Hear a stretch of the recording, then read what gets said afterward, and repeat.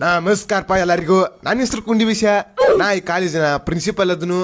ನಾ egg rice ಮಾಡೋದ್ರೊಳಗ PhD ಮುಗಿಸಿನಿ. ನಿಮ್ ಈ 5 ವರ್ಷದಾಗ ನಾ ಎಗ್ ರೈಸ್ ಹೆಂಗ್ ಮಾಡೋದತ್ತ ಹೇಳ್ಕೊಡ್ತೀವಿ. ನಮ್ ಕಾಲೇಜಿನ ಗ್ಯಾರಂಟಿ ಏನಪ್ಪಾ ಅಂದ್ರ ನಿಮ್ಗೆ ಯಾವ್ದಾರ ನೌಕರಿ ಸಿಗ್ಲಿಕ್ಕಂದ್ರ ನಿಮ್ಗೆ ಒಂದ ಎಗ್ ರೈಸ್ ಅಂಗಡಿ ಹಾಕೊಡ್ತೀವಿ. ನೀವು ಆ ಅಂಗಡಿಯಾಗ 65 ಮಾಡ್ಬೋದು, ತತ್ತಿನೂ ಕುದಿಸ್ಬೋದು, ಎಗ್ ರೈಸ್ ಮಾಡ್ಬೋದು.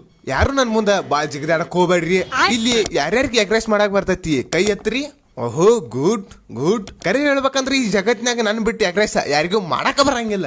ಅದ್ ಹೆಂಗಪ್ಪ ಆತ ನಾ ಹೇಳ್ತನು. ಪಾಯಿಂಟ್ ನಂಬರ್ 1, ಎಗ್ ರೈಸ್ ಮಾಡೋ ಮುಂದ ತತ್ತಿನ ಹಾಕ್ಬಾರ್ದ. ಪಾಯಿಂಟ್ ನಂಬರ್ 2, ಎಗ್ ರೈಸ್ ಮಾಡಿದ್ಮೇಲೆ ಎಕ್ಸ್ಟ್ರಾ ಉಳ್ಳಾಗಡ್ಡಿ ಕೇಳಿದವ್ರಿಗೆ ಕೋಬಿಸ್ ಹಾಕ್ಬೇಕ.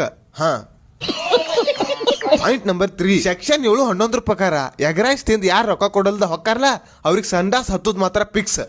ಇದನ್ನ ರೀಲ್ಸ್ ದಾಗ ನೋಡಿ. ಏನು ನಾ ಎಗ್ ರೈಸ್ ದಾಗ PhD ಮುಗಿಸಿನಿ. ಸರ ಎಗ್ ರೈಸ್ ಮಾಡೋ ಮುಂದ್ ತತ್ತಿ ಹೊಡಿಬೇಕ್ರಿ.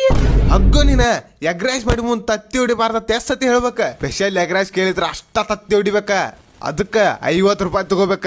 ನಿಮ್ಮ ಈ ಕಾಲೇಜ್ ಮುಗಿದ್ಮ್ಯಾಗ ಎಲ್ಲರಿಗೂ ಒಂದೊಂದ ಕೋಕಾ ಹಾಕಿ ಕೊಡ್ತನು. ಅಲ್ಲಿ ನೀವು ಎಗ್ ರೈಸ್ ಮಾಡ್ಕೋತ ಹೋಗ್ರಿ. ಅದೇನಾರ ನಡಿಲಿಕ್ಕಂದ್ರ ನಾ ಬಂದ್ ಮಾಡಿ ನಡೆಸ್ಕೊಡ್ತನು. ಎಗ್ ರೈಸ್ ಮಾಡೋದ್ರಾಗ PhD ಮುಗಿಸಿನಿ.